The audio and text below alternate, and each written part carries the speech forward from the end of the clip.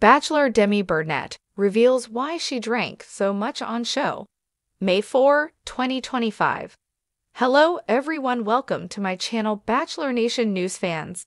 Bachelor alum Demi Burnett is opening up more about her time on the show. She not only appeared in The Bachelor, but also appeared in Bachelor in Paradise. Fans first met her during Colton Underwood's season of the show. She then went on to appear in both seasons 6 and 7 of Paradise.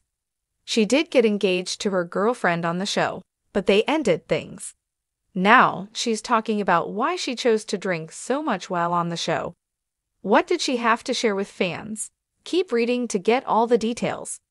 Bachelor alum Demi Burnett shares reasons behind so much drinking. Bachelor alum Demi Burnett is much different now than she was back then for many reasons. One thing she shared is that she has been sober for 4 years now. However, during her time on the show, that was not the case at all. Burnett spoke with people about her time on the show, her dating life, and also her diagnosis that changed her life. Some fans do not understand how she became so different after being on The Bachelor. Demi explained that she agrees with them and that she is different. She understands herself more. Plus, while on the show, she said, "I was consuming copious amounts of alcohol during The Bachelor, so it should be a great example of seeing how someone can use alcohol to mask." In the end, she was drinking to mask her autism, which at that time had not been diagnosed yet. Demi also shared that she thinks viewers believe she was playing into a little bit of what they wanted her to be. She went on to say, "It's so clearly someone putting on a show that now when I'm being vulnerable and open and raw and real and uncomfortable with all of it, now it's seen as putting on an act. It's ironic, you can't help but laugh." Getting her diagnosis changed her life. In 2022, Demi was diagnosed with autism. Knowing her diagnosis has helped her understand the way that she is.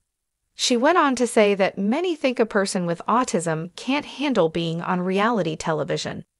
Demi says that is not the case. The Bachelor alum says being on reality television is great because, for the first time, a person with autism feels like they are getting support. Demi said, "Getting all that support on The Bachelor, it was the greatest. I have never been more supported in my life than I am on reality TV.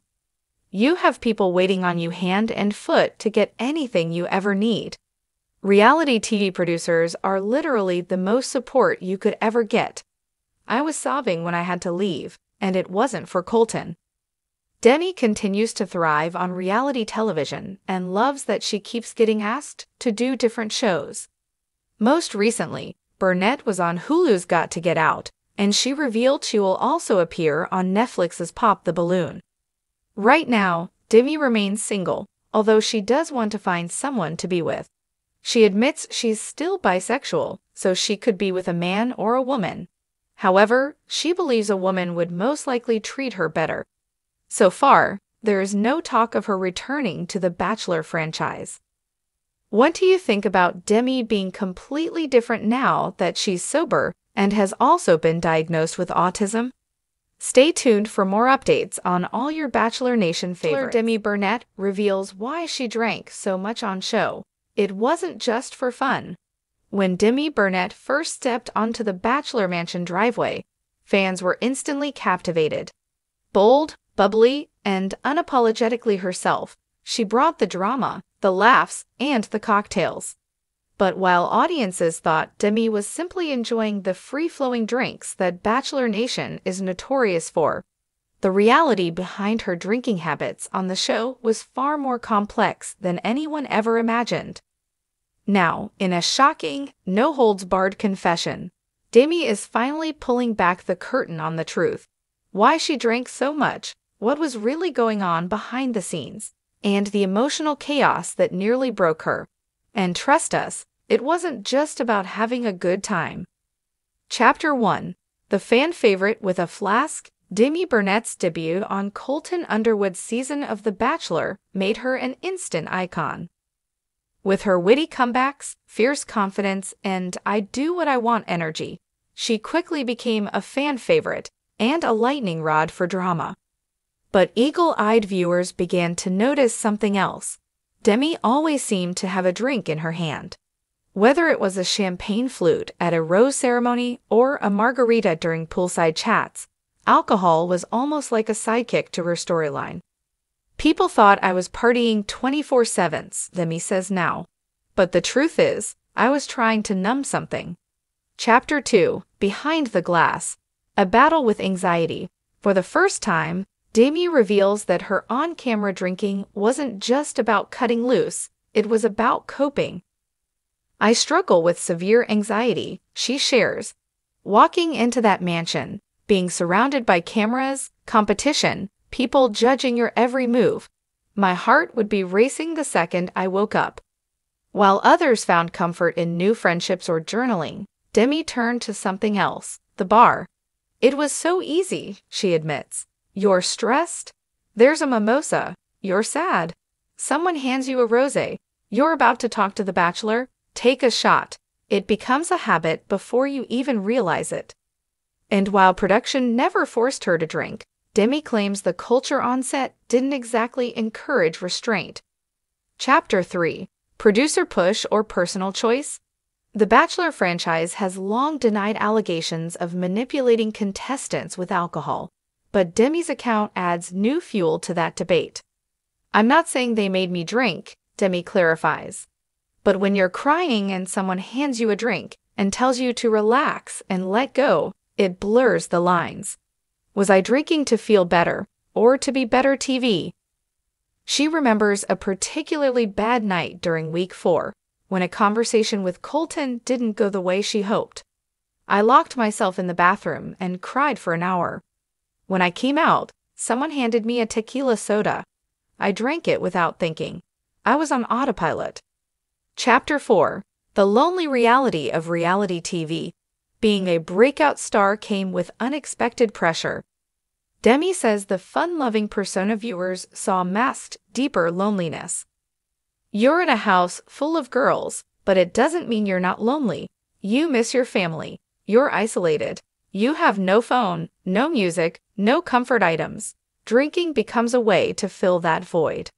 She adds, I felt like I had to keep the Demi character going. Everyone expected me to be wild and funny. So I kept drinking to stay in that zone, even when I didn't feel okay. Chapter 5. The Paradise Spiral. When Demi joined Bachelor in Paradise, things escalated. I thought I was ready. I wasn't. She describes her Paradise experience as chaotic, beautiful, and mentally exhausting. Despite falling for Christian Haggerty and making franchise history with the first same-sex relationship, Demi says the emotional toll was heavier than ever. I was emotionally fragile. I wasn't sleeping. I'd start drinking earlier and earlier just to feel some kind of normal. By week 3, she admits she'd begun to rely on alcohol just to get through a conversation. Chapter 6. The Morning After Moments. I'd wake up with the worst anxiety hangovers, Demi says. Not just from drinking, but from wondering what I said, what I did, how it would be edited. She recalls one day in Paradise when she woke up and cried for hours, not because of drama, but because she couldn't remember filming a scene. That's when I knew something was really wrong. I couldn't keep doing this to myself. Chapter 7. The Instagram Illusion. Even after the cameras stopped rolling, Demi says the pressure didn't. People would DM me like, "You're hilarious. I want to party with you." And I'd smile, but inside I was thinking, I don't want to be that girl anymore. She admits she kept up the drinking, party girl image on Instagram for months after Paradise, trying to match the version of herself fans expected. I felt like I couldn't be vulnerable, like if I showed people the real me, I'd disappoint them. Chapter 8. Hitting rock bottom off camera. It wasn't until she went home and things didn't get better that Demi realized she needed help. I was waking up feeling sick, anxious, and alone, and I couldn't blame the show anymore. It was just me now. She reached a breaking point during the pandemic, when the isolation intensified everything. I remember drinking wine straight from the bottle at 11 a.m. on a Tuesday and thinking, this isn't cute anymore. This is a problem. Chapter 9. The wake-up call that changed everything. Demi finally sought professional help. I started seeing a therapist and being honest for the first time in a long time, she says. I told her everything, the show, the pressure, the drinking, the fear of letting people down. Through therapy, Demi began unpacking years of bottled-up pain, including childhood trauma and insecurities that had long haunted her. I realized I never gave myself space to heal. I just kept performing. Chapter 10. Why she's speaking out now. So why now? Why talk about this years after her Bachelor journey? Because someone out there thinks drinking is the only way to cope, and it's not, Demi says firmly. If I had seen someone like me talk about this back then, maybe I wouldn't have gone so far. She adds, I don't want to glamorize drinking on reality TV. I want people to know there's a human being behind every soundbite, every meme, every rose ceremony meltdown. Chapter 11. What Bachelor Nation didn't see. Behind the sass and sarcasm, Demi was hurting. But Bachelor Nation only got the highlight reel. No one saw the panic attacks before interviews. No one saw me crying in my bunk bed at 3 a.m. No one saw the girl who desperately needed someone to say, you don't have to be the fun one all the time. She also shares that several other contestants quietly checked in on her, proof that even in a competitive environment, sisterhood exists.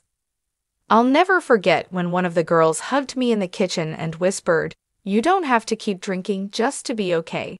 That moment stayed with me. Chapter 12. Where she is now. Today, Demi is in a much healthier space. She's reduced her drinking, attends therapy regularly, and focuses on self-care. I'm not sober, but I'm conscious. I drink with intention now, not out of pain. She's also open to returning to reality TV one day, but only on her terms. If I ever go back, it'll be as the real Demi. The one who isn't afraid to say, I'm not okay right now. That's strength too. Chapter 13. Her message to future contestants. When asked what she'd say to the next crop of Bachelor hopefuls, Demi doesn't hesitate. Know who you are before you walk in. Don't let the cameras decide that for you. And don't drink to escape. Face what's hurting you. You deserve peace more than you deserve a cocktail. She adds, your mental health matters more than screen time. Chapter 14. The Demi Redemption. As Demi Burnett continues to reclaim her narrative, fans are finally seeing a new side of her, vulnerable, authentic, and healing. I'm not perfect, she says with a laugh. But I'm proud of how far I've come, and I'm done hiding behind a margarita.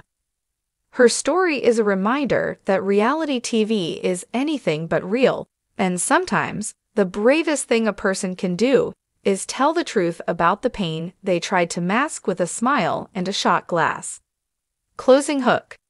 Demi Burnett didn't just spill Bachelor Nation tea, she poured her heart out, and in doing so, she's proving that even the boldest personalities have soft spots, and even the wildest girls just want to feel okay. One thing's clear, the next chapter of Demi's life won't be written in wine, but in truth.